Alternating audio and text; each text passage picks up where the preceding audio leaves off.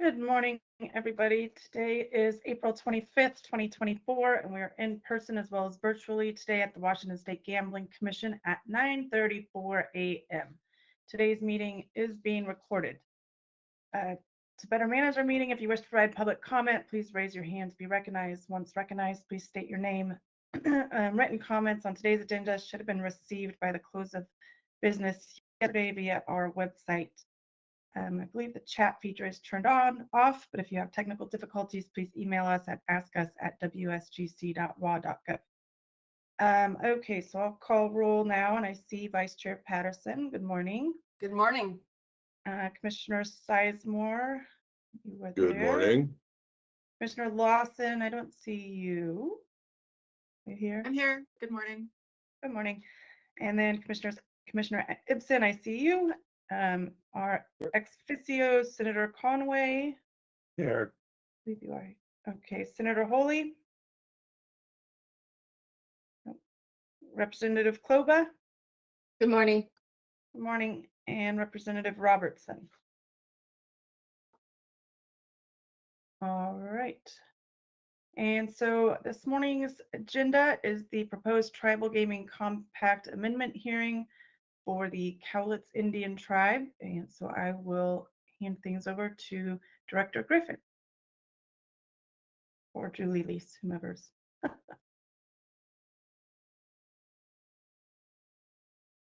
Chair Levy, Director Griffin will begin the presentation, followed by Vice Chair Hitchcock, and then I will wrap it up for you. Perfect. Thank you. Good morning, Chair, Commissioners, and ex officios. So if we can go to the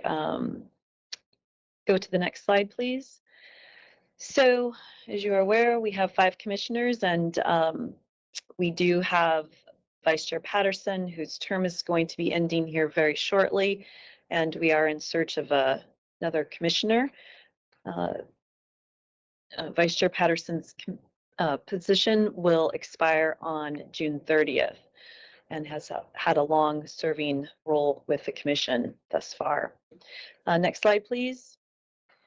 We have 4 ex officios and 4 compact amendments. By statute, ex officios are able to vote on whether to send negotiated compacts to the governor or to return them to me for further negotiations. Next slide, please. So the Indian Gaming Regulatory Act was established to authorize Class 3 gaming activities on Indian lands as authorized by the state and conducted in conformance with the tribal state compacts. Next slide, please. IGRA also outlines the topics that can be negotiated in gaming compacts to include the type of gaming activity, criminal and civil jurisdiction, fees for state regulation, remedies for violation, and standards of operation. Next slide, please. So as outlined in IGRA, gaming provides the tribes with a means of promoting tribal economic development, self-sufficiency, and a strong tribal government. As such, the state must negotiate in good faith the compact amendment when requested by the tribe. Next slide, please. Collectively, the tribe and the state have shared interests as outlined in the tribal state compacts to protect the public by ensuring that there is no criminal involvement in the gaming is conducted fairly and to minimize the negative impacts to local law enforcement and emergency services. Next slide, please. So this is the compact or the compact amendment approval process. At this point, we have had both legislative hearings for the House and the Senate, and we are in the middle box right now. So today we were going to have this is the Commission's hearing, and soon you will be voting on the compact amendment. And if you do choose to move this forward, it will go to the governor's review for his execution, and then the tribe will forward it off to Secretary of Interior, at which time the amendment would become effective when published in the Federal Register. So unless there are any questions for me, I will turn this over now to Vice Chair Greg Hitchcock from the Cowlitz Tribe to share information on how the amendment will impact the Cowlitz Tribe. But for that, while we kind of pause and see if there are any questions for me, I would like to take a moment to express my appreciation for the cooperation and the cooperative partnership that we have with the Cowlitz Tribe and the Cowlitz TGA. Thank you.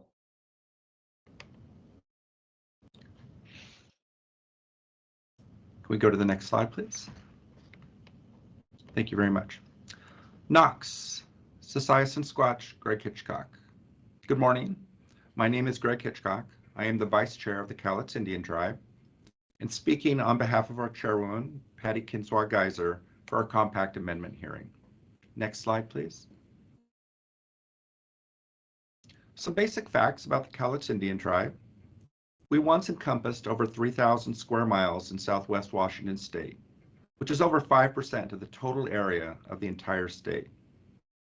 We are currently closing in on 5,000 Cowlitz tribal members, which is a significant growth over the several hundred that were left after the pandemics of the early 19th century.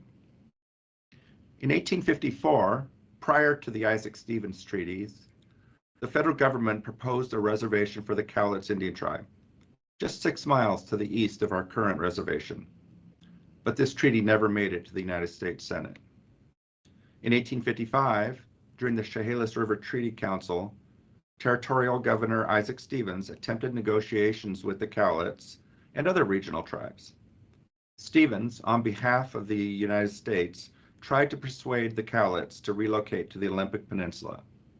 We refused to leave our homelands, leaving us a treatyless tribe. In 1863, with President Lincoln's signature on the Homestead Act, our title to our land was essentially extinguished and opened to non-Indian settlement. In the year 2000, after many, many years, the tribe reestablished its federal recognition. On June 16, 2014, Governor Inslee signed the Cowlitz Tribe's first gaming compact. In 2015, the tribe's application to establish a reservation and obtain trust lands in Clark County was approved. In 2017, the tribe's casino, Elan A, opened its doors to the public. And finally, just under a year ago, the tribe added a hotel to the casino property. Next slide, please. With the opportunities provided by gaming, the tribe is able to provide programs and services to our members. Now, because the Cowlitz did not have a historic reservation, our members are mostly spread throughout Western Washington, from the Salish Sea or Puget Sound down to the Columbia River. We are able to provide health services with 3 sites in Vancouver, Longview, and Tukwila. All tribal members are eligible for tuition assistance, and low-income members are provided with housing and transportation assistance. The Cowlitz provide essential natural resources work in the state, from restoring habitat for salmon and smelt to restoring mountain goats in the Mount St. Helens ecosystem. We are about preserving our culture and traditions and honoring the elders of our tribe. The Cowlitz Indian Tribe employs nearly 2,000 people across 6 counties in Western Washington, with most of our employees being non-Native American. We provide significant economic opportunities across Western Washington. We are the 4th largest employer in Clark County, behind a large healthcare company and 2 school districts. Next slide, please. The Cowlitz Indian Tribe has a significant impact on the state and local economy. Thank you. Over 48 million on compact and ordinance fees since 2017, which includes over 27 million to local and statewide communities. $40 million was spent on upgrading the I-5 interchange next to the reservation. $15 million was spent on a water treatment facility for the reservation, with an additional $4.5 million on sewer expansion for the city of La Center. The Cowlitz Tribal Foundation focuses on the greatest needs facing our communities, including affordable housing, food insecurity, social and mental well-being, and environmental stewardship. Beneficiaries of the foundation include the Mount St. Helens Institute, the Children's Hands-On Museum in Olympia, and the Bonnie Lake Food Bank. Altogether, the Cowlitz have contributed more than $3.2 million to these causes. Next slide, please.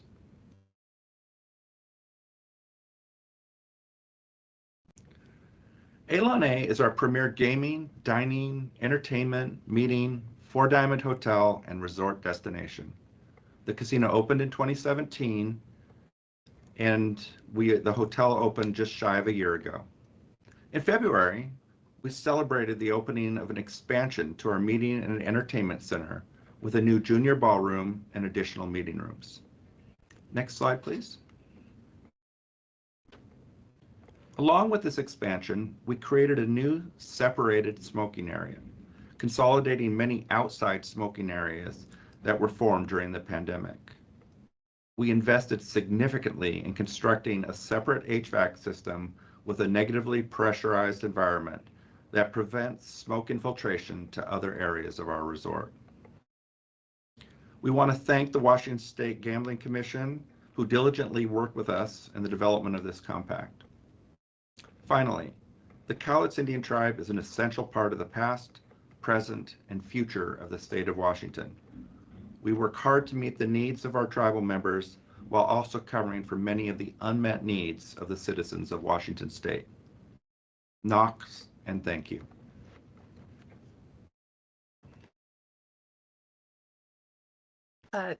Chair Levy, before I continue, are there any questions for Vice Chair Hitchcock?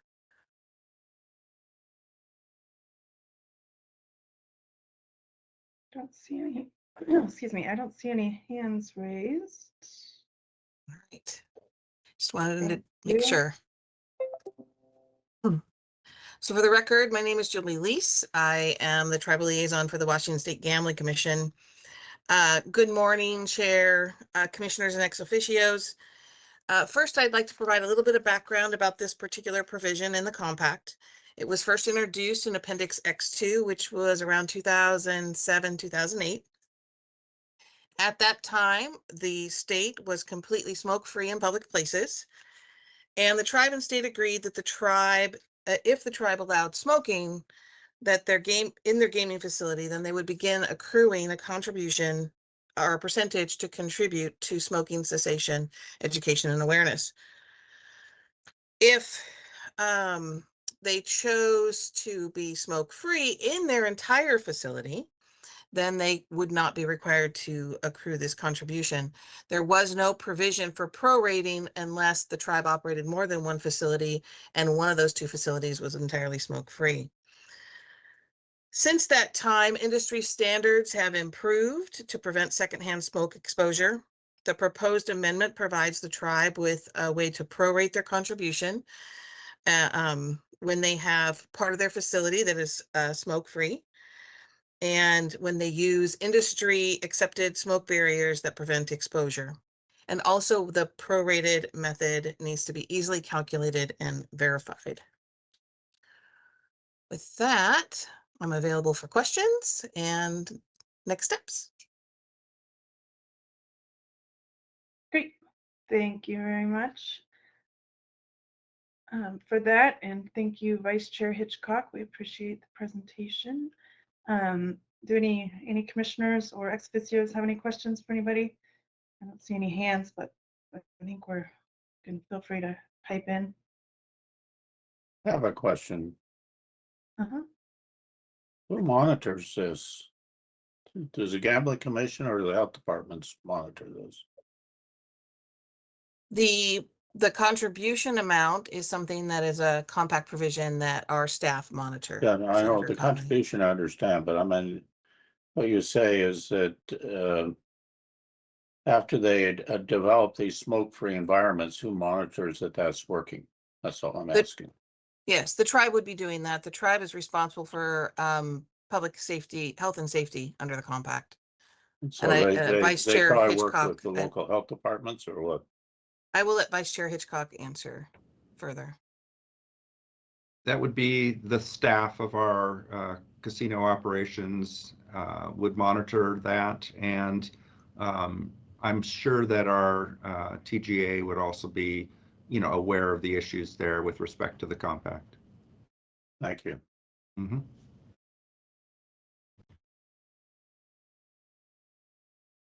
All right, thank you. Chair Levy, it looks like Representative Kloba has her hand up. Oh, okay. I'm sorry, I can't see that. I know, I couldn't either. That's why I had to look. Yeah, if I can have a quick question. And I think I know the answer to this, but I just want to make sure. So the calculation that we're putting in place is merely to discern how much of the facility would trigger that percentage that goes toward the smoking cessation. But the percentage itself of the contribution doesn't change. Correct. The percentage that would be accrued is going to be the same. All Right, that it's would just on a change is, smaller yeah, exactly. area, and that's what the calculation. Okay, thank you. Just, Correct. I wanted to make sure that I had that correct. Thanks. Thank you.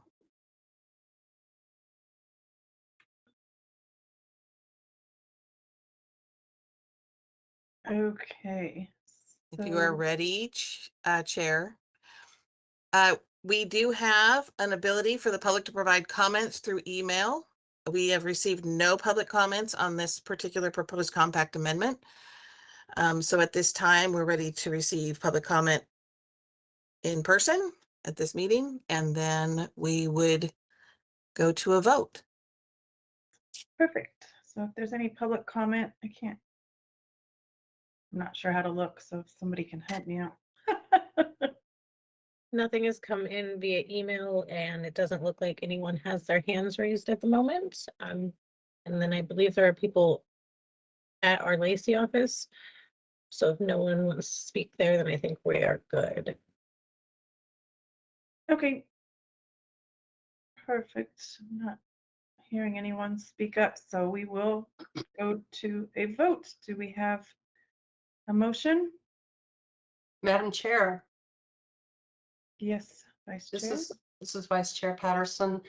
Madam Chair, I move we forward the proposed compact amendment for the Cowlitz Indian Tribe to the governor for review and final execution. Second. Okay, it's been moved and seconded. Is there any further comment? Not seeing any, so I will let Director Griffin do a roll call vote if we can. Okay. Vice Chair Patterson, Aye. Commissioner Sizemore, Aye. Commissioner Lawson, Aye. Commissioner Ibsen, Aye.